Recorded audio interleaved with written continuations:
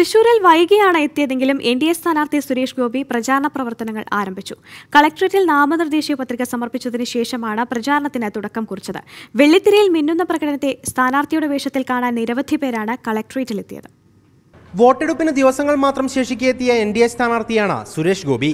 എന്നാൽ പരിചയപ്പെടുത്തലിന്റെ ആവശ്യകതയില്ലാത്തതിനാൽ തന്നെ സ്ഥാനാർത്ഥി കയറി താരമായി. ഗുരുവായൂരിൽ ക്ഷേത്ര ദർശനം കഴിഞ്ഞ് പുറത്തിറങ്ങിയപ്പോഴും വലിയ ആരാധക നിര കാത്തുനിന്നു.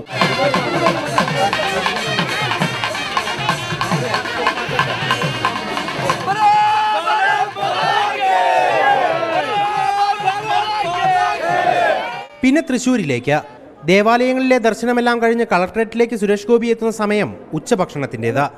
പിന്നെ ഒന്നും നോക്കിയില്ല. വിശ്രമവേളകൾ ആനന്ദകരമാക്കി സർക്കാർ ഉദ്യോഗസ്ഥരും കൂടി നിന്നു.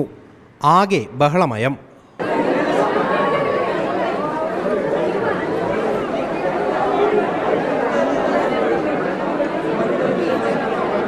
എല്ലാ സ്ഥാനാർത്ഥികളും മരം നടുന്നുണ്ടെന്നറിഞ്ഞ കളക്ടറേറ്റ് വളപ്പിൽ ഒരു മരം നട്ടു. മരത്തിന് പേര് പ്രേം നസീർ എന്ന് പ്രഖ്യാപിച്ചു. വൈകി എത്തിയതിനാലാവാം ഒരു തൈ നട്ട് 10 തൈ ചവിട്ടി മെതിച്ച് പൂന്തോട്ടത്തിലൂടെ തിരക്കു പിടിച്ച് വീണ്ടും പ്രചാരണ രംഗത്തേക്ക്. 24 തൃശൂർ.